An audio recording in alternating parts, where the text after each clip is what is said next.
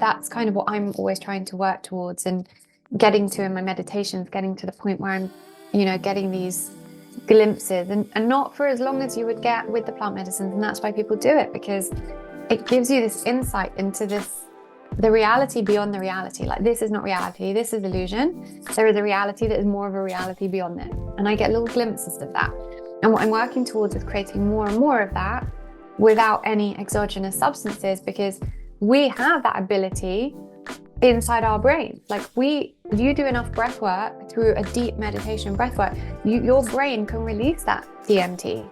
That's your endogenous DMT in your brain, dimethyltryptamine, which our brains can release. Is coming from the pineal gland, which is the seat of consciousness. Like, the human body is not a mistake.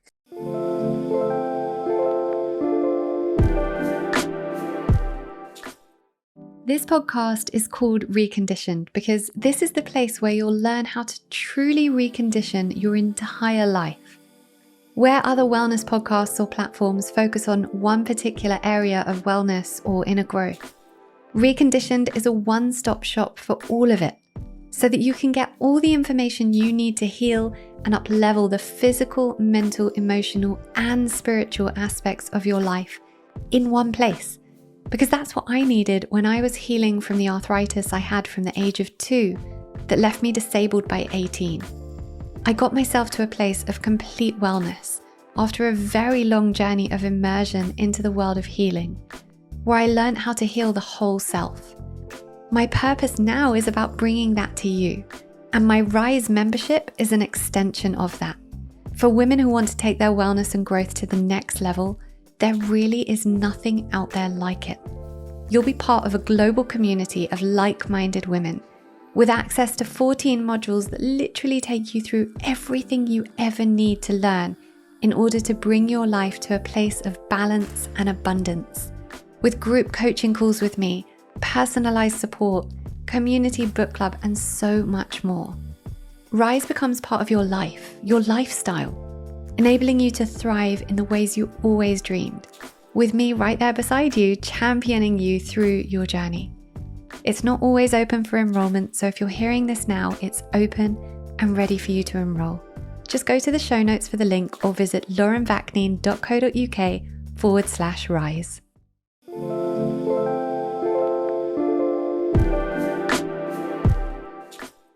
Welcome back, everyone. It's Reconditioned. I'm Lauren Vaknine, and I'm here today with Kim, who is my OBM. She runs my business. She's the only reason everything you see within the podcast, the membership, pretty much everything we do works. And she likes to remain behind the scenes, but we've got her in front of the camera today. Hi.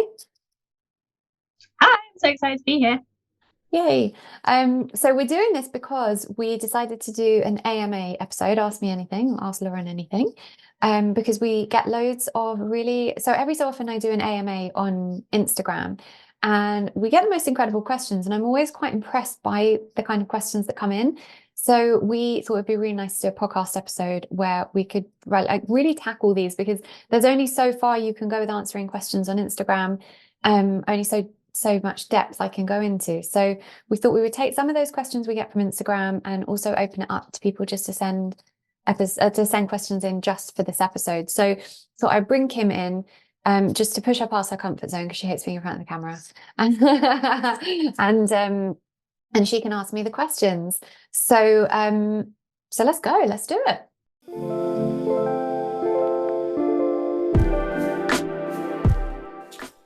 Fun fact, humans take in more information in one day now than they did in their entire lives in the 1700s. No wonder we're overwhelmed. Our brains and bodies simply haven't evolved to manage this level of stress. And until that evolution happens, if we want to be well in mind and body, we need things that help alleviate this stress. For me, one of the key tools in my daily wellness toolkit that does this is the Sensate. And if you've been here a while, you'll know how genuinely obsessed I am with this product. It is a piece of health tech that fits in the palm of your hand, and it basically sends infrasonic waves through the chest to activate the vagus nerve and calm the autonomic nervous system while you listen to the specially composed audio within the app. I usually use the Sensate for 10 to 20 minutes before I sleep to reduce cortisol levels, calm my brainwave states from the hectic day, and send me into a deep sleep. Clients or friends of mine who have a Sensate have told me that their sleep has never been so good. People who usually struggle with sleep just wake up in the same position they went to sleep in. Everyone needs a Sensate, in my opinion, and I particularly recommend it to anyone who suffers from overwhelm or anxiety, and anyone who wants to deepen their meditation practice. And you can get £30 off the Sensate by visiting getsensate.com and using code Lauren30. That's GETSENSATE.com, Lauren30. Thank you so much to Sensate for supporting our mission here at Reconditioned.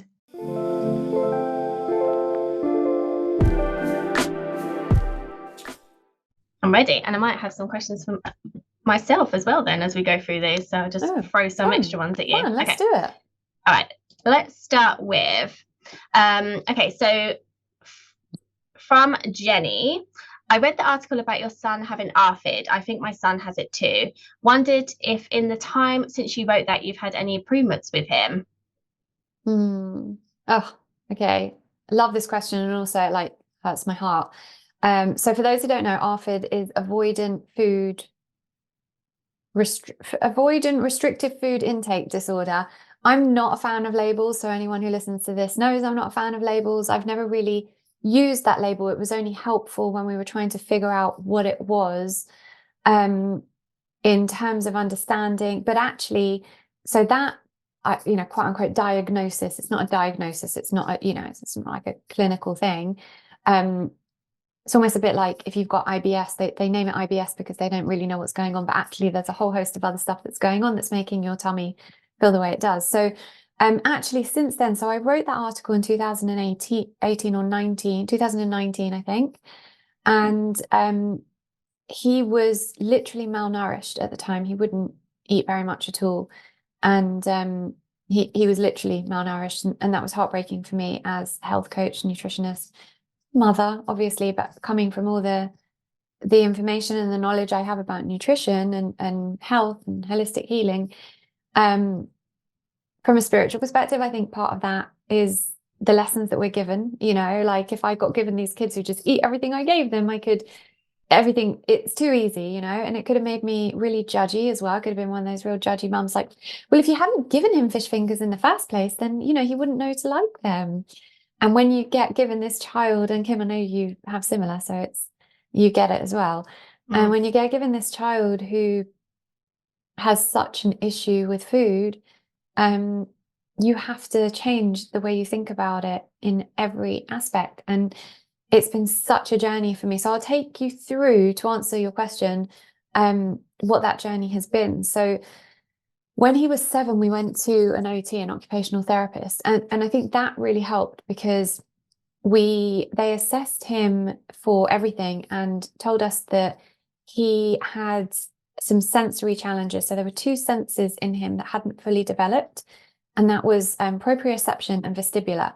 And that is all about him knowing where he is in space.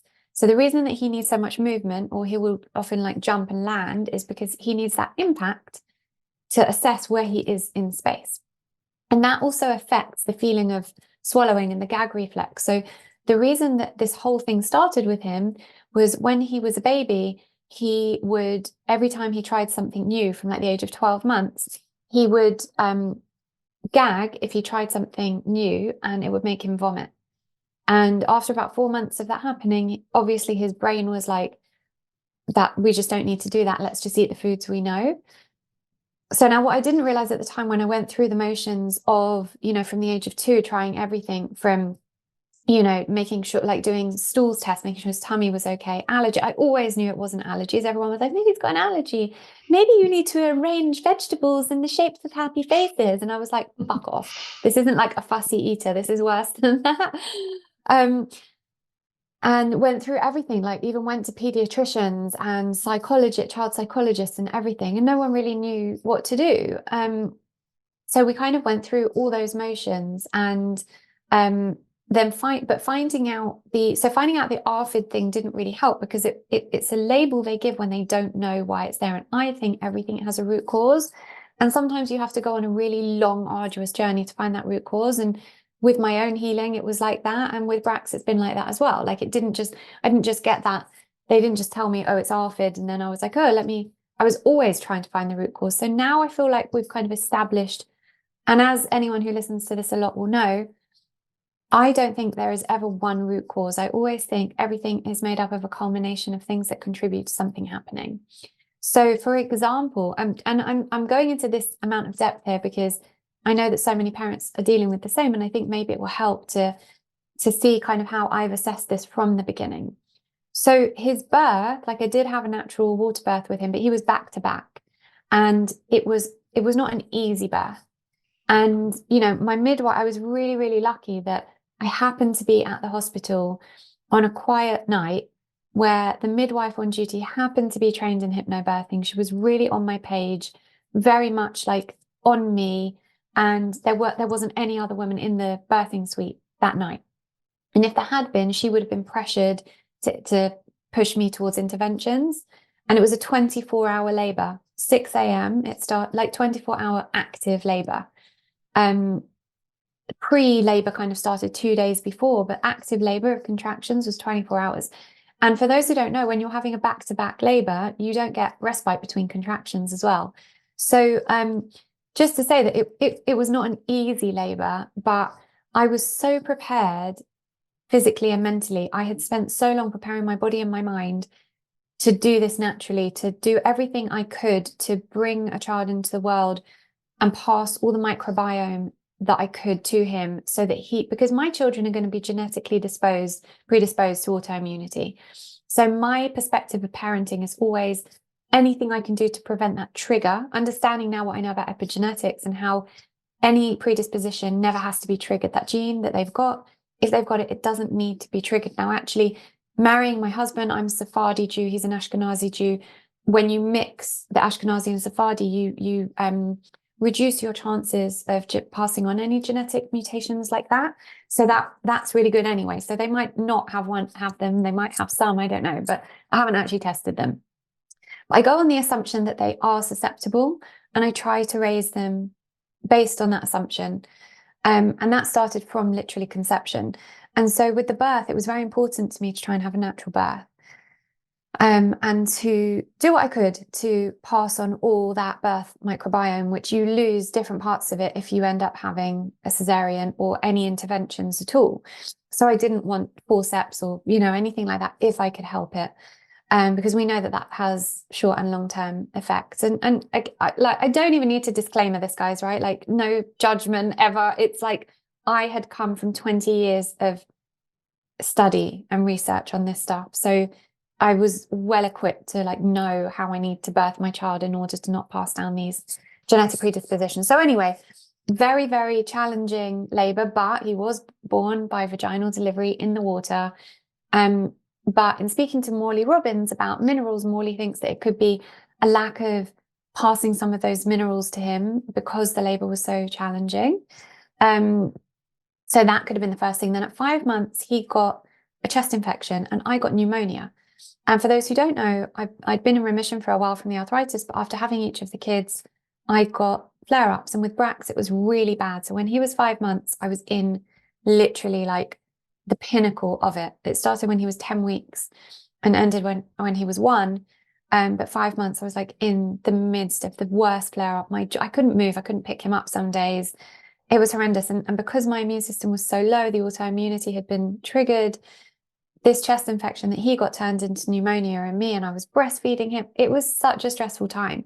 And I think that chest infection impacted his ability to swallow properly because he was bringing up a lot of mucus.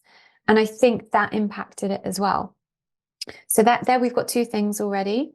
He was also conceived via IVF because we didn't have a choice. That was male factor, and that was nothing to do with my fertility, but it was still needed, and synthetic hormones will impact that as well. So again, everything I'm telling you, it's I know that so many of you have been through this. So it's coming from a place of I've done this myself, right? But I know regardless of whether I've done it or not, it impacts the child's health, and it can, depending on that particular child's genetic makeup. So there we go, we've got 3 things already, right? And then we get to this point where he's gagging a lot, and he was breastfed, you know, like he had all the breast milk and whatever, but the breastfeeding journey in itself was super difficult. So we've got all those things that led up to it. And then we find out that he's got these senses that haven't fully developed. So what we did last year when he was 7, and we found this out, we opted not to work with the OT. And I think they could have helped. I think there could have been some extra, and they did teach us some amazing exercises that have really helped him, which I'll get onto in a moment. But we decided to go to a neurodevelopmental therapist, who is kind of like a more holistic approach to working with children with any sensory issues, ADHD, autism, and it works on the primitive reflexes and waking up the primitive reflexes. And there's actually a great film called Attention Now, was it? Attention Please or Attention Now? It's a documentary. Yeah, I watched that one. You sent it to me. Yeah, it's brilliant, right? And it talks about neurodevelopmental therapy. So we found a therapist who does that.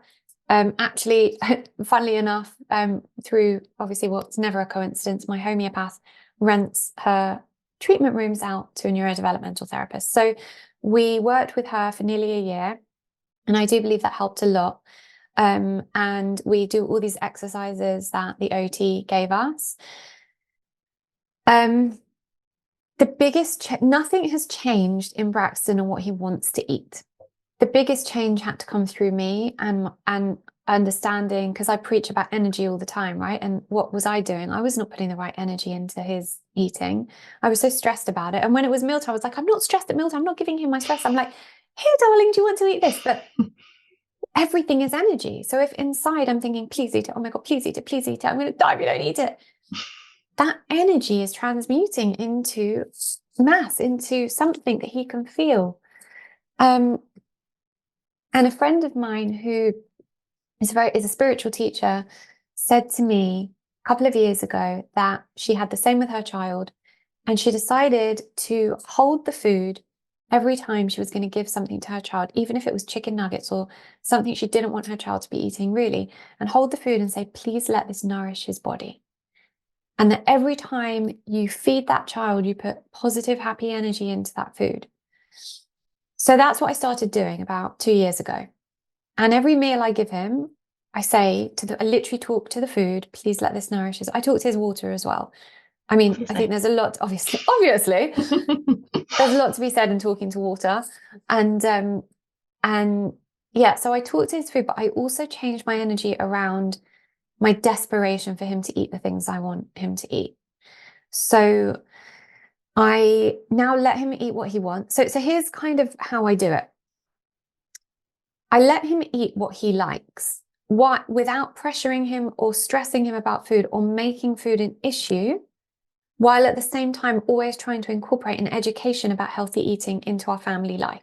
So for example, if I'm cooking something for me, for us as a family, which he won't eat, he has a separate meal, I'll just say, Brax, come and look at this vegetable. Like this is, you know, a whatever, I don't know, like a beetroot, like a yellow beetroot. Do you know what this does? Like, this does such and such to the body. And if you cook it, it does this. But if you eat it raw, it's this. Or like when I'm putting parsley into a smoothie, like parsley is an amazing antioxidant. Smell it. Do you want to smell it? And I don't say anything to him about, do you want to try it? Ever. Because what I realized was the amount of times I did that every single time gave him shame. Because what I didn't realize was because of these sensory things he has, he literally cannot eat it. It's not just like a child who's a bit fussy and they're like, all right, I'll eat it. Like Vida will just eat it. She might not want to, but she'll go, all right, fine, I'll eat it. But he can't.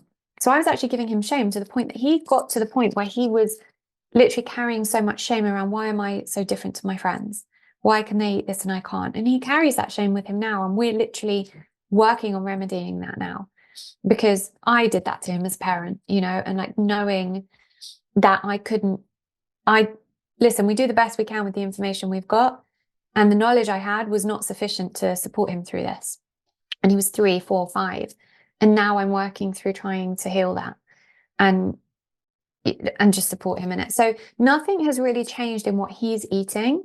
My energy has changed, and I just can hope that in time it gets easier for him as his primitive reflexes develop more, as he has less focus on these, you know, senses and the idea of being sick or the gag reflex or whatever it is. Like, he will literally be sick if he eats something he doesn't like, or if something goes down the wrong way, he will vomit. It's so normal for him to just vomit, which is crazy. So yeah, it's all about energy. I know that was such a long-winded answer, but I think it's really important because I know so many people are managing similar. So yeah, I just tried to put the education into the home without any pressure and without any shame. And I think shame is the key on it. So yeah, sorry for the long-windedness. I hope that answers your question. Who was that question from? I said Jenny, but it was actually from Lauren. Oh, okay. How it was written on my thing. Yes, right. That was actually from Lauren. Okay. One of the holistic living challenges I spent years researching and trying to figure out was how to keep teeth healthy without fluoride, and which fluoride-free natural toothpaste to use. I've found a few over the years that I've liked, but I finally found a brand that does a toothpaste that me and my husband love, and a kids one that not only has all the perfect ingredients to keep their teeth and gums healthy naturally, but that they love. The toothpastes are by Wellness, which is the brand created by Katie Wells, aka Wellness Mama, who we love here at Reconditioned. I'm such a fan of these toothpastes, and I would love you to give them a go. And no, they're not as cheap as Colgate, and for good reason. But you can get 10% off by visiting health.com/LaurenV10. That's health with an F, health.com/LaurenV10. And that will apply a 10% discount to anything in your basket, not just wellness products. Please report back to me and let me know how you find these toothpastes. Awesome. Okay, I'm going to jump to this question, then we'll come back. Is what are your top supplements that everybody needs? And that's from Shrina. Oh, Shrina. I know the answer to these ones. Of course you do. Okay, there's 3. Magnesium. Everyone needs, so it's the minerals, magnesium and copper. So I used to just say magnesium, but actually in going deeper in my work with Morley Robbins of the Root Cause Protocol, it's magnesium and copper, and it's the retinol, the vitamin A that you get from the retinol. And so Morley Robbins has a supplement called Recuperate IQ. And I'm so excited about this supplement. These are the things I get excited about. It's like my mum messaged me just before we started saying, I'm so excited. Lakeland have got their good rubber gloves back in. Great, mum. But I get excited about supplements like she gets excited about rubber gloves. Love it. So this copper supplement wasn't available in the UK for ages because of the regulations around the beef liver they were using, and but this supplement is the ultimate best copper supplement because other copper supplements have specific ingredients in that actually you don't want to be mixing with copper. Morley Robbins doesn't believe in taking B vitamins as a supplement. So a lot of the copper supplements add B vitamins, which you don't really want. And he also puts it with spirulina and some other very well formulated to enable you to be able to absorb the copper in a way that you're actually producing more retinol. You're being able to absorb fat-soluble vitamins more. It's helping your body distribute the iron effectively because, as I always say, no one is actually deficient in iron. You are not anemic. You are mineral deficient. And the other minerals that you are lacking in are, or not being able to absorb properly, are making it so that you can't actually distribute the iron. So, for example, copper is what transports iron around the blood, right? So a lot of people are so lacking in copper that the iron's just kind of like sitting stagnant in places in your body, and you develop iron toxicity in the liver, which is super dangerous. So copper and magnesium, we are all deficient in, and we all need more of. So I have an article on my website all about magnesium. So if you just literally go to the website and type in magnesium, you'll find that article, and that gives you a breakdown of all the different types of magnesium, so you know which type you personally need, because there's loads of different types. The main 2 are malate and glycinate, and those are the general ones that I recommend for kind of every day. Those are the ones I take. If you're suffering with anything neurological, then threonate is really good, but I would add that in the evening with malate and glycinate in the morning. And then add in the copper supplement. It's called Recuperate IQ, and you can find that on the website, and there is a code there as well, a discount code. So if you just type in Recuperate it will come up and we'll put it in the show notes as well. And then the third absolute must is cod liver oil. So again, cod liver oil, these omegas, these high dose omegas that we need to be able to help us absorb the fat soluble vitamins A, D, and K. You cannot absorb those vitamins without having enough omegas in your body. So you get that through diet, through, the good fats, as we like to call them, oily fish, nuts, avocados, any really good quality grass-fed butter, eggs. And then we also can supplement with cod liver oil. I always like to say, get what you can through food. Always get what you can through food. What you can't get through food, then you supplement. Because we don't want to be just like, Pill popping. Yeah, you don't want to be taking loads of supplements. You want to just take what you need and get what you can as much as possible through food. So generally, like those are the three that most people need. And I would say, like, if you're living in the Mediterranean, eating loads of olive oil and fish and avocados, and you're getting enough sun, and you're eating, loads of butter, and you don't even need cod liver oil, but for us pasties over here in England, we do need it. So yeah, those are my top ones. Awesome. Thank you for that. And they're the ones that you prescribed me as well the other day. So, although the only thing is with the cod liver oils, they're just such big tablets. I think I have the same. The cod liver oil? No, they're not. Yeah, The cod they're liver big are like ones. tiny little. Are you thinking is that the magnesium maybe? The cod liver oils are like little squishy Are they things. smaller ones? Yeah, but they're usually really big, and I really struggle to They're take not big tablets. at all. Woman up, Kim. Woman up. No, I've been talking to them and saying, you will not make me gag before I swallow them. So there you go. That's my... Okay, next one. I love your ancestral healing work, but on the meditation for it on YouTube, it talks about men and your male ancestors. I wonder if there's a reason for this and if you can do one that talks. So I think maybe she was saying about... It says female. It's about female ancestors. Okay. Yeah, that's why I Will think there be one for male ancestors? And then it said, I wonder if there's a reason for this and if you can do one that talks about the male ancestors. So on YouTube, because I know your YouTube one talks about the females. Yeah. So can you connect with them too? And that one's from Jenny.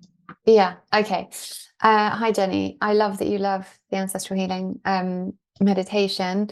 It's super powerful. Yeah. So the idea is like my membership, the Rise membership is for women. So most of the stuff I create is with women in mind. And I think it's important for women to connect with their female ancestors when they start the ancestral healing journey.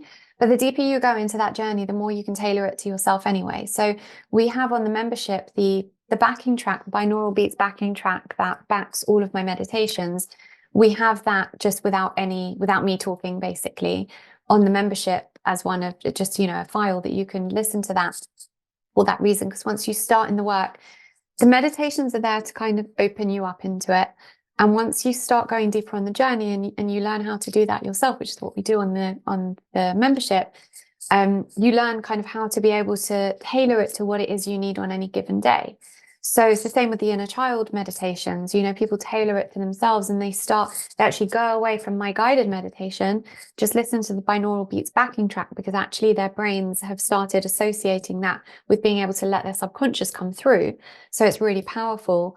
And they use that and they kind of guide themselves through it. So on YouTube, there's kind of only so much that I put on YouTube in terms of how deep I can go with people, but the depth really happens inside the membership. So if you want to take that deeper, then we do that on the membership. But I would just recommend that you can connect with your ancestors in any way, anytime you want. Like light a candle, put some things out that you feel that particular ancestor or ancestors would connect with. And even if you don't know who you're connecting with, light a candle to honor them and sit and invite them in and ask them to tell you what they want to tell you. You don't even need a guided meditation. Like, you can connect to all this stuff yourself. And this is the point of my work. I kind of want people to get to the point where they understand how powerful they are and how deeply they can connect to the truth of who they are and connect to all that is without having anything in between that. And it's even like plant. Was there a message? Was there a question about plant medicine? Because I'll save that for then. I think there was. I'm sure there was.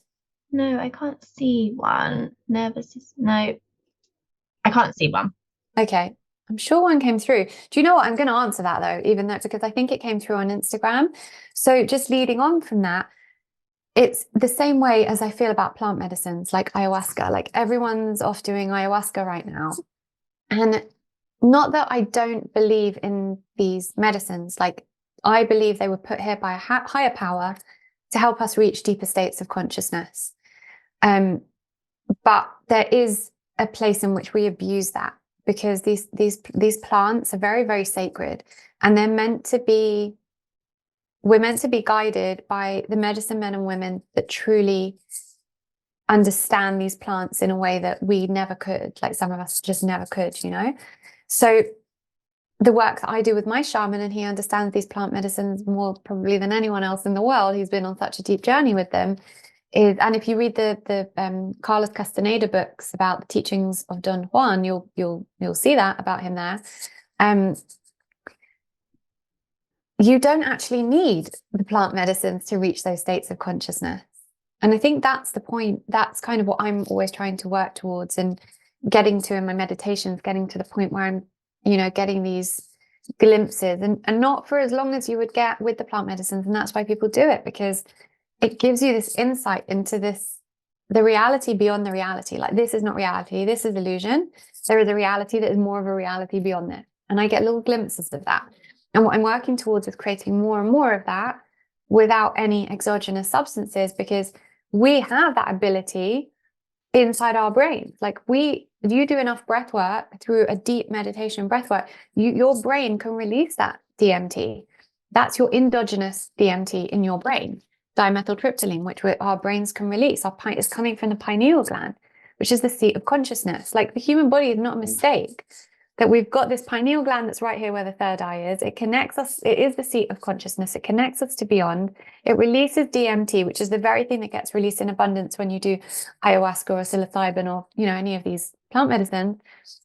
None of it's a mistake. So the point is that whether it's ancestral healing, whether it's, wanting to go deeper beyond, we can do that ourselves. And that just takes, I guess, commitment and devotion to spiritual practice.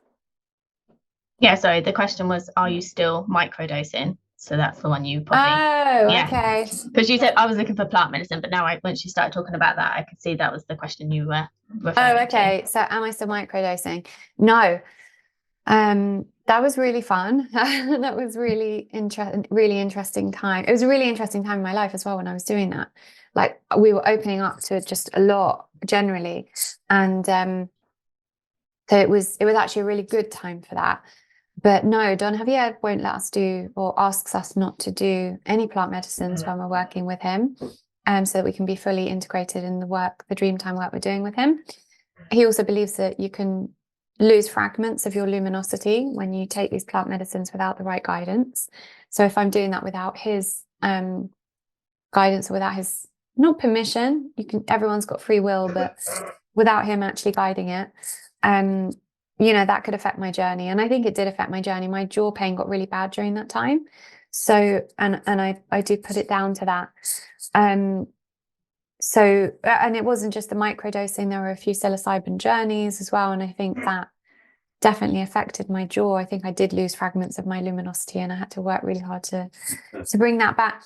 I think microdosing definitely has benefits and it can be amazing. But again, like, don't just buy it from, like, I don't know, somewhere on the internet, and then do it yourself without any guidance. Or you need people who truly understand these plants to guide you. And I don't think microdosing without having a deep understanding of it first is a good idea. That's not to say I don't believe in it. I think it can be great. I just think that people are doing it without enough guidance and having the right people around them. I think people are doing that because people like shortcuts. It seems like a shortcut to the work that you kind of talk about. Do you know what? That's a really good point. I've never thought about that, because people do like shortcuts, and I always talk about kind of convenience living, don't I? And like, we all want shortcuts. It could well be. I think people want to connect, and they do it because they're like, oh, I've heard microdosing could be great for this, and I'm going through this, and I think I just really need to connect more deeply. And so, yeah, like, of course, anything, you can take a shortcut to anything. When you stop microdosing, then what? So I think it's all about having, like going deeper into the work. Don't bypass it. And again, it's like that spiritual bypass thing. Let me go to Costa Rica and do ayahuasca. Like, I'm not saying there's anything wrong with that. Like, my husband wants to do that right now. And I think it's amazing, and it can be amazing with the right people. Like, go to Peru and sit with the shamans and sit with the medicine. Amazing with the right people. But don't bypass all the other work that you need to do. And that is the work that we do here. And the work that we do on the membership is we take women deep into this inner healing work so they can access that themselves without any exogenous substances. Like, let me get you to that point where you actually don't need to be microdosing. Or if you're doing it at a point where you're so connected to self that you're going to get so much more out of it. Yeah. Awesome. Okay. Trying to like work out the questions in the order so it's like kind of flowy.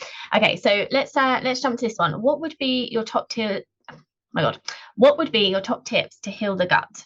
I'm always bloated, and listening to your podcast and others, I probably have candida. Is that it? Or SIBO? Yeah. But I'm not sure where to start. That's from Dahlia. Great question. I'm drinking my coffee because it's getting cold.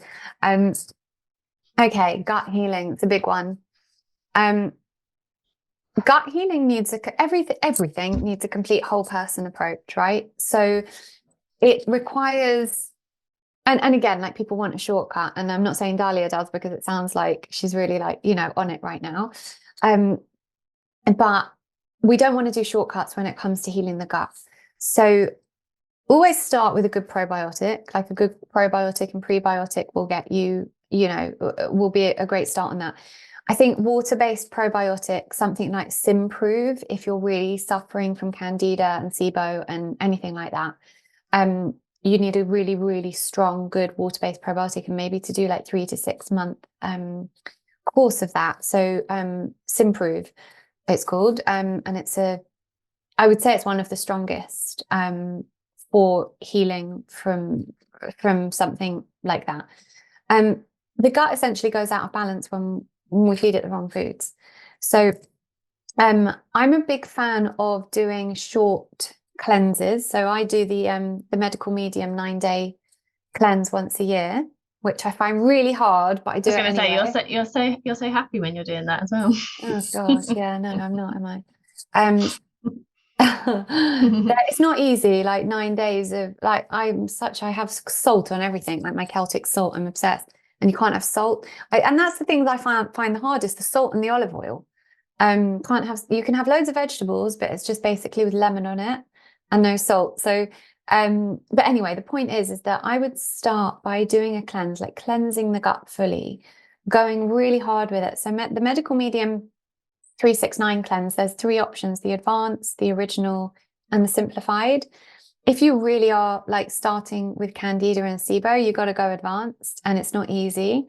If you think you've got it in you, do a 5-day water fast. I mean, people find that mental and crazy, but sometimes the cells in the body need a break, and they need the opportunity to be completely cleansed of anything.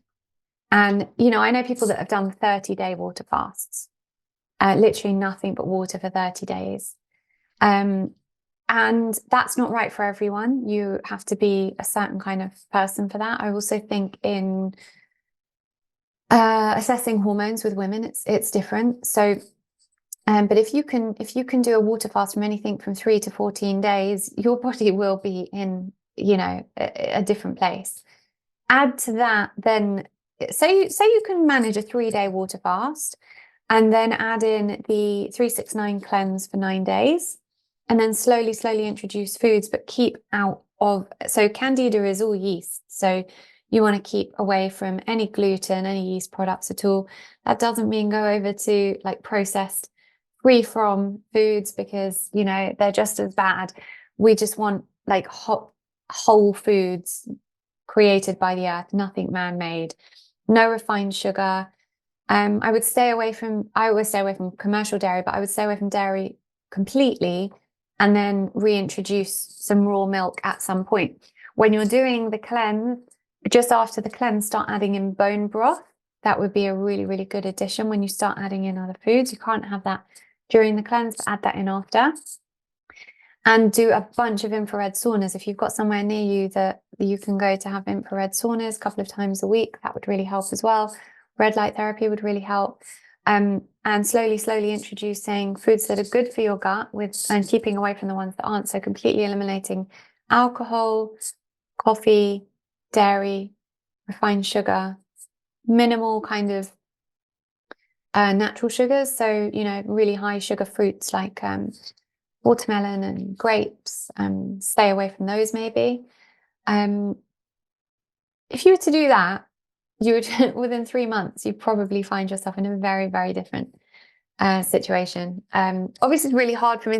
Like if I was in a consult with someone, I'd be personally advising them, but on a general basis, based on the information I've just been given, like that's a very generalized version. I don't know what else this person's going through.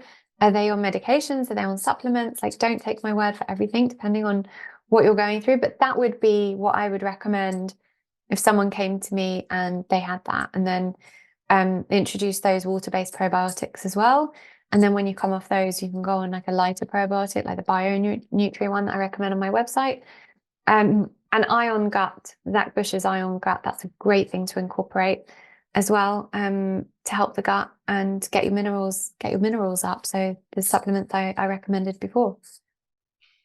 And is that like forever? So like once you do the cleanse, the cleanse, and then avoid all this stuff, do you then have to kind of like avoid those things forever? And I know you have like 80-20 rule or a 90-10 rule with regards to like everything, but like for people who have got those kind of issues or predisposed to those issues, is it like they can't have coffee and alcohol and sugar forever and ever, or is it?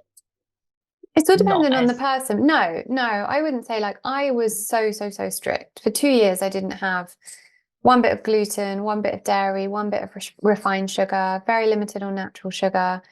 And then I healed my gut, and I healed my joints, healed the autoimmune response. And slowly, like you can introduce things as and when. But yeah, like a 90-10 rule is a really great rule to live by, or 85-15. So that if you're going out for dinner, you don't have to be stressed about it. It's really stressful to go out for dinner with your partner or with friends or, whatever. And everyone's just kind of looking through the menu, choosing what they fancy. And you're like, oh, I can't eat that. I can't eat that. I can't eat that. And you're the annoying person speaking to the waiter. Can I have that? But can you please remove that and have that on the side? And can you, like, eating is also about nourishing the soul. I'm a big believer in nourishing the soul through food. So it's really important that we enjoy what we eat. The caveat of that is when you are healing from something, you do have to be strict and you might not be enjoying it for those 3 months. And that's also okay, because that teaches discipline. It gives you some resilience, which is really important. Like, I was with a friend last night who was talking to me. We went out for dinner and she was talking to me about her need to have something sweet every night. And she doesn't even really have a sweet tooth. Like, after we've had dinner, she didn't even want a dessert. She was just like, I'm so used to having a cup of tea and something sweet in the evening. And I said, one of the best things I ever did was when Don Javier put me on this diet for 7 months, when my jaw was really bad and I couldn't eat anything processed, any gluten, any sugar at all. So that included natural sugar. I couldn't eat not a grain. All I was allowed to eat was organic animal produce, vegetables, and a little bit of quinoa. That was it. When I tell you I didn't eat, I mean, you knew me then. I didn't even eat a blueberry for 7 months. Like, that is how little sugar I had. And it was really hard. But what it did for me was show me, number one, how strong I am. Number one, how we can do hard things, as Glennon Doyle says. Number two, that was not number one. Number two, number ones. And that you can build up resilience, and that builds up habit changes. Like, you can change habits by repetition. That's what neuroplasticity is at the end of the day. Repeat something enough, you've created that habit pathway in your brain. That's really powerful, So I think there's a lot to be said for going through these things that are hard, not to stick to it forever, but to teach yourself that you can do it and you can heal through doing that as well. Most things can be healed through finding the right diet for that particular thing. So no, you don't have to do it forever at all. Like, I think it's so important to enjoy food. It's such a big part of our lives as humans. And And I believe in having enjoyment around it. To an extent, to the extent until the point that you feel like it's going to harm you. Like, I don't drink alcohol. It's not going to serve me. It's going to inhibit my ability to channel and to connect with the beyond, which is always my ultimate priority. It's going to affect my liver. It doesn't make me feel good the next day. For what? If I go somewhere and I really want a drink and they've got organic wine on the menu, I might have an organic wine or the odd G&T. I haven't done that for maybe, I don't know, like 8 months. It just doesn't interest me anymore. I think the deeper you go into your journey, and that's the thing about repetition, the more you do something, the easier it becomes. You just feel good, so you don't really want to impact that. You don't want to change that. So, yeah. Yeah, I also think we get to an age where the hangovers are just not worth it. Like, I can't remember the last time I drank either. I literally have no idea, but I would never drink to get drunk anymore. I would still have a glass of wine. Okay, like I said, I can't remember the last time I drank, but I would probably have a glass of wine occasionally, but it would never be anymore to get drunk, because it's just not worth it. Well, that's the also 3-day hangover. That's because we deplete in NAD+ the older we get. So actually, you can hack a hangover. I've done a reel about this before. I should probably redo it. Yeah. Because it was a while ago. But if you take NAD+ and chlorella, and detox binder before, and we don't need to take the detox binder until after, and take those things and the detox binder afterwards as well, like the next morning, but you take those things beforehand as well, you can hack a hangover. You need loads of NAD+ to be able to. That's why young people can manage the hangovers, because they have way more NAD. So yeah, you can hack a hangover. I'm not advocating that as a regular thing, but just say you've got a big night out coming up, or it's a wedding or something, and you want to drink, then there are ways around it. So sorry to interrupt the episode, but this really is a public health service announcement. If you're trying to improve or optimize your health, you might be missing the crucial ingredient that most people don't realize they need. You see, it's not vitamin D you need to be supplementing. The mineral we are most lacking and need so much more of in order to be able to synthesize that vitamin D from the sun is copper. Without copper, which gives us retinol, we literally cannot absorb the fat-soluble vitamins A, D, and K. And the iron in our bodies is not distributed effectively because copper is what transports iron around the blood. So it's not that we're anemic, it's that we are low in copper. Without adequate absorption of all these minerals, your health can never be optimal. So many people I've worked with feel like they've tried everything, and simply introducing Recuperate IQ, which is a very specific formulation of copper and other ingredients, improved their health within weeks. It's formulated by Morley Robbins, who created the root cause protocol that hundreds of thousands of people around the world have healed as a result of. I've personally been doing it for 8 years. This supplement is finally available in the UK after years of me trying to get hold of it, and you can now get it at yourhealthbasket.co.uk using code LaurenV10 for a 10% discount. That's yourhealthbasket.co.uk and code LaurenV10. I must have used all my, what was it, NAD? Yeah. Yeah, I must have used all of that up in my teenage years. Okay. All right, I'm just jumping around a bit. Can neurotransmitters be fixed? So this was a question from Instagram. Oh, what a great question. Jumping around. Yeah, no, I remember that from Instagram. Yes, they can. No, the neurotransmitter can't be fixed. What you do is you break down the old neural pathway that isn't serving you and build a new one. So you're not necessarily fixing one, but by repetition. So if, for example, that neural pathway is all about a habit, you can break that down by how we, the neuroplasticity work, which is one of our modules on the Rise membership. We literally teach people how to go through that and how to do that. You can literally break that pathway down, get rid of it completely, and build a new one that supports the new habit. So yeah, in a way, yes.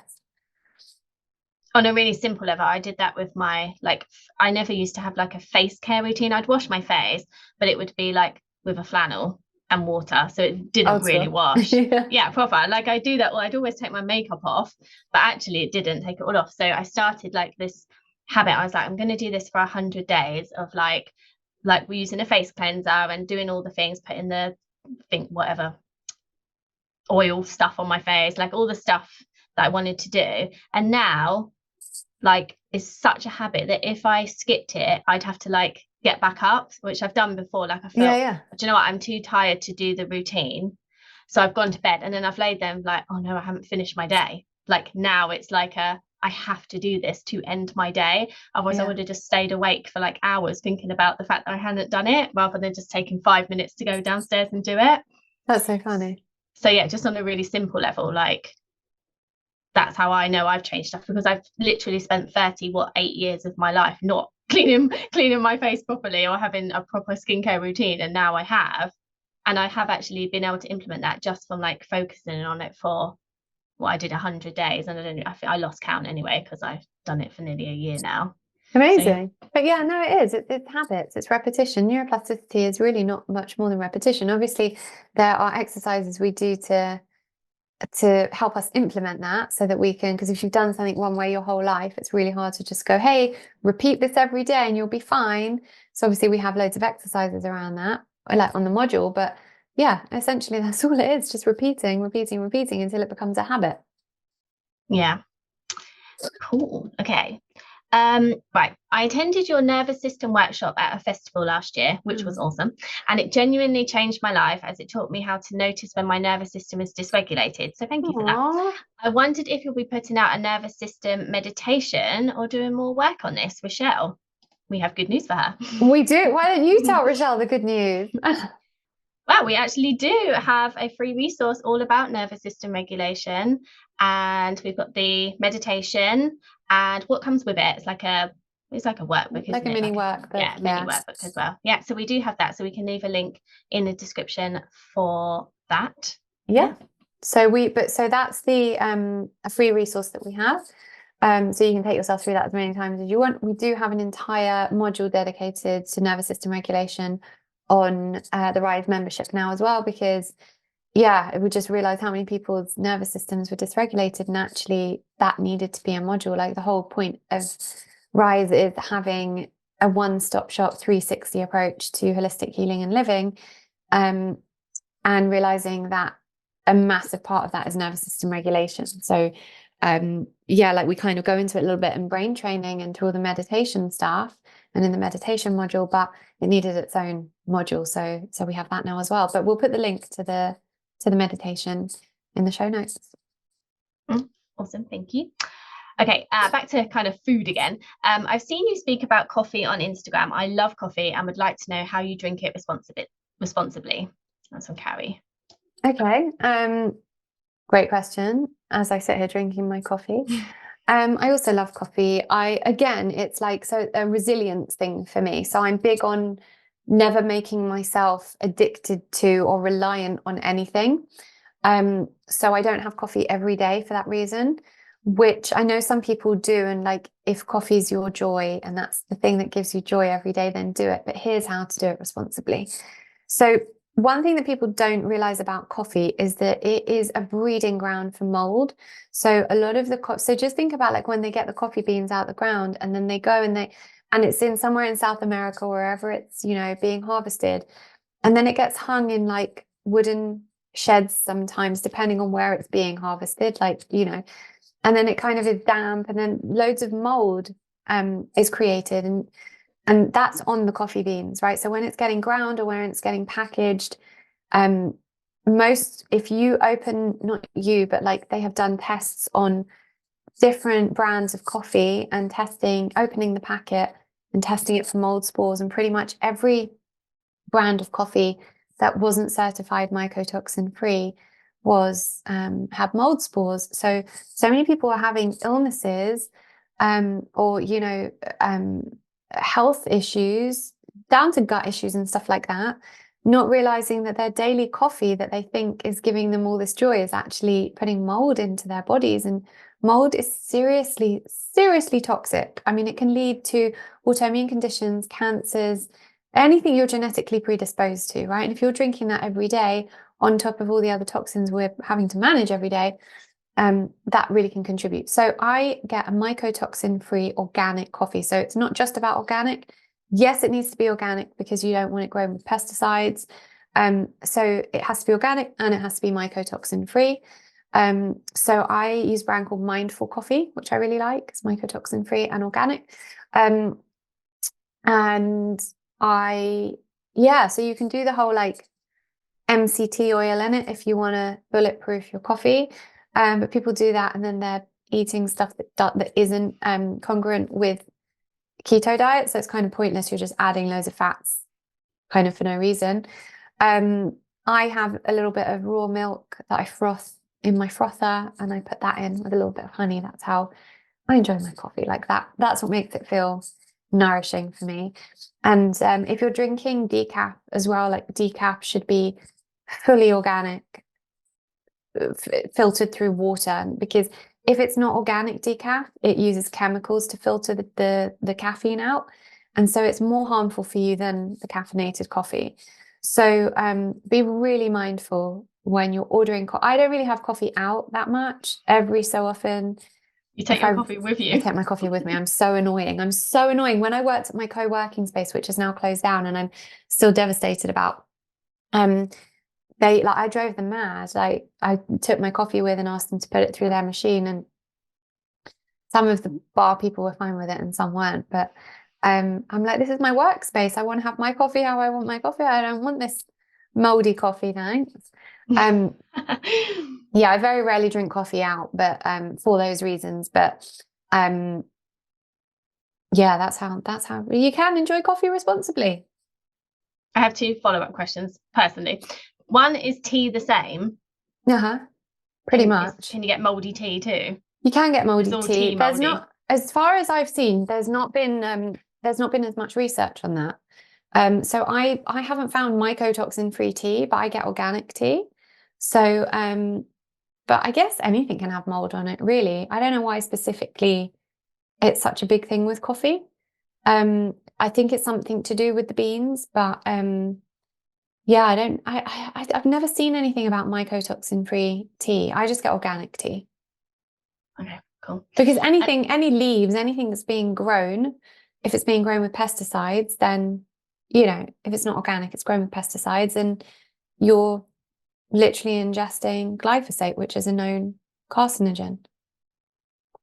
Yeah, and my other follow-up question was, in my husband's old flat that I moved into for about a year before we bought this house, he had mold in his flat. Ooh. Really bad. And that's when I started my cough. When I get a cough for like 3 months of the year, and then it goes, and then I get it again for another 3 months. So I basically have a cough for half my life, and I have done since I moved in with him. And I only just kind of traced it back to the fact that I think that's where it started, because the doctors and stuff said to me, oh, you've just got a tree pollen allergy, which is what they always say to loads of, they're either asthmatic or you have a tree pollen allergy if you have a cough for a really long time.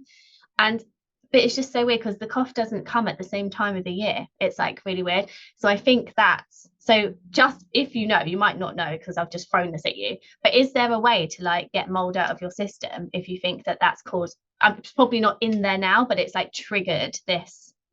Yeah, there's a whole detox program for mold. And there are certain clinics that do that. It's a whole protocol. Mold is it's massive. You need to clear that. I didn't know that about you. I mean, I know about your annoying cough because it drives me mad. But lucky I don't have it today on this recording. Absolutely, be a lot of editing. So first of all, like homeopathy, always the go-to to start detoxing, and infrared saunas are, will be essential for that. But there's a whole like detox program you can go through for mold, which if it's in your system, like your cough is the warning sign that there's mold in your body, right? That's just the warning sign. So you want to listen to that before that goes to anywhere else in your body, I mean, it's been 11 years, so I definitely need to do something 100% we need to do something. Okay, we're going to talk about that. Fine. Okay, we'll get back to other people's questions. So selfish, Kim. I know. I thought I'd just take the opportunity whilst I'm here. Okay, we've just got a couple more. How can you reduce cortisol? I'm stuck in constant fight or flight. That kind of like leads on. From the nervous system regulation, right? Is that where we're going with that one, or is there other things people can do? So many other things. I mean, it's not just that it is nervous system regulation. So cortisol is the stress hormone, and it will be raised anytime you feel unsafe. So nervous system regulation is absolutely essential because it's all about, your autonomic nervous system, and you need to be activating the vagus nerve enough that you are, because when the vagus nerve is activated, it's then kicking off everything in the autonomic nervous system that knows how to calm you down. So what happens when you're in fight or flight is you're in this, what we call the sympathetic nervous state. And we want to be triggering the parasympathetic, where you're kind of in the alpha brainwave state, not the heightened brainwave states. And that comes through a lot of breath work, nervous system regulation, and meditation. And not unfortunately, because it's a great practice, but there isn't any other way around that other than you making time for a daily practice at different points throughout your day. There really isn't. I think, again, people want, a quick fix. Like, I'm always in fight and flight. What can I do? That's what you need to do. You need to have a regular, multiple times per day practice so that, again, you're teaching the neural pathways in your brain to change that habit. Your body doesn't feel safe. So your brain is initiating certain hormones and chemical reactions that it thinks will keep, because if you think about it from an evolutionary perspective, when we were hunter-gatherers and our brains have basically evolved based on that, we were out hunting or whatever it might have been, and we would come face to face with a predator. And in that moment, we had to survive. So the brain created this whole range of processes to enable us to survive.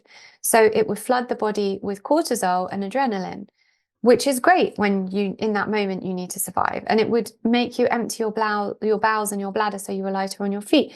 It makes your blood thicken and coagulate so that you don't bleed out if the animal bites into you. This whole range of bodily processes happen, which is fine in that moment that you need to survive. But afterwards, you need to control that, because that's literally what happens when in the moment you need to survive is the body isn't focusing on long-term wellness. It's just helping you to survive now. But your priority now is to focus on your long-term wellness. So nervous system regulation practices enable you to learn how to calm your nervous system on a regular basis. Having a spiritual practice then takes it up another notch by showing you like what's real and what's not, and that actually all the things we're worried about are things that we don't need to dysregulate our nervous systems over. I think that's important as well. Like, we focus on these things that we feel are important. They are important in our human lives, but when you can have a deep spiritual practice, they become less important. And I think you're able to compartmentalize them more. And learning breath work, like breath work is super important. When you breathe consciously, instantly you're taking yourself from that heightened beta brainwave state down into the alpha state, where you're just more aligned, more focused, more calm. So I had something else to say on that, and now I can't remember what it was. And it's gone out of my head. So yeah, but yeah, nervous system practices, meditation, breath work. We do all of that on the Rise membership. So for the person who asked, if you're not on our membership, then that will show you how to do that. Oh, that was what I was going to say. I recently interviewed Dr. Bradley Nelson of the Emotion Code, and his work really, really helps as well. So if you're in constant fight and flight, it's likely because something has happened to you that has made you trap an emotion around feeling unsafe. So I would highly recommend buying the book, The Emotion Code, and learning how to release those emotions yourself, or work with an emotion code practitioner to release that trapped emotion. And you'll probably find that a lot of that need that your brain feels to keep you in fight and flight will kind of dissipate. That's cool. On my desktop, I've got a doc. It's like a notes, and I just open it, and it says, when you're feeling overwhelmed, read this. And it has loads of different ideas of what I can do to not do that, and breath work, sitting in silence for 5 minutes, going for a walk outside, like all this stuff. But I have to like it when you're in that moment, you can't well, for me, I'll say it for me, it's hard for me to think of things to do rather than just push through it, because I'm a push through it kind of person. I'm like, just push through it, like, but when you keep pushing, you're just like building up all of the stress and stuff. So I have this doc, and it's really big on my desktop, and it just says, if you're feeling overwhelmed, read this. And then it's got a list. It's got a list of different things. It's got a link to the nervous system meditation, the breathwork stuff that you teach, the box breathing. So I've got all that, and I can just look and just pick like what I'm in the mood for, based on time that I have, or like whatever. And I also now, which I never used to do before working with you, is that whenever I've got something I'm doing live, like if I'm doing a webinar or some kind of presentation, or like just speaking to a lot of people, I'll always take myself off and do the box breathing for like 3 to 5 minutes.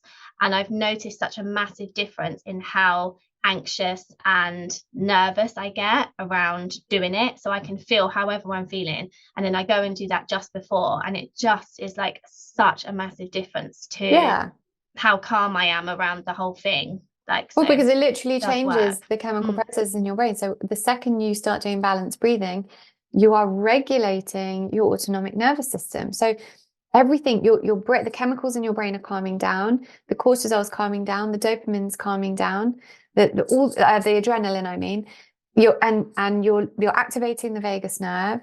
You're literally teaching your brain everything's okay, you're safe.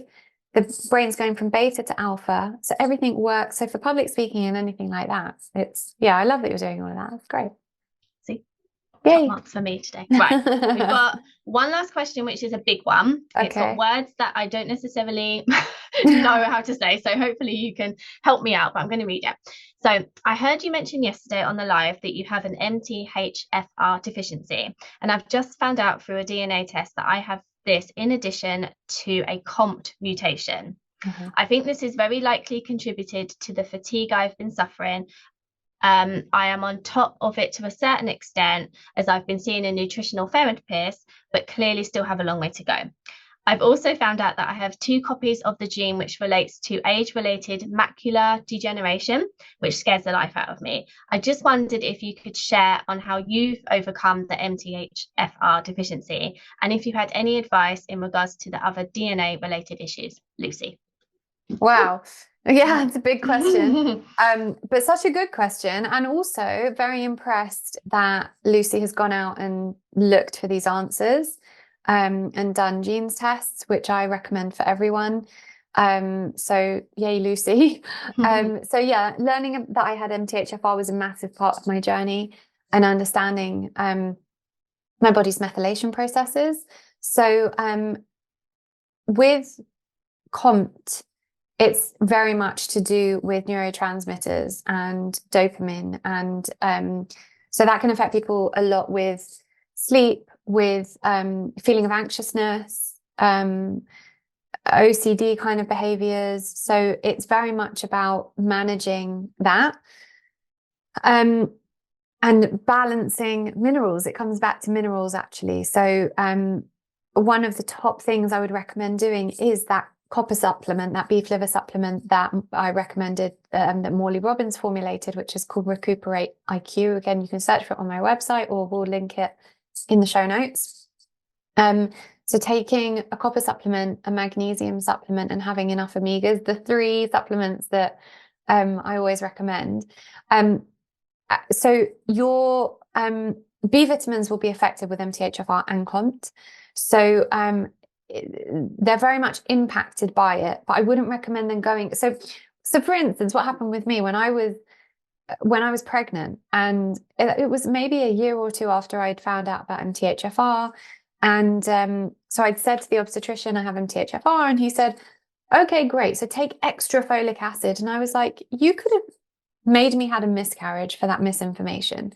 It is so dangerous that doctors do not understand what this means. Like synthetic B vitamins, and folic acid is a B vitamin.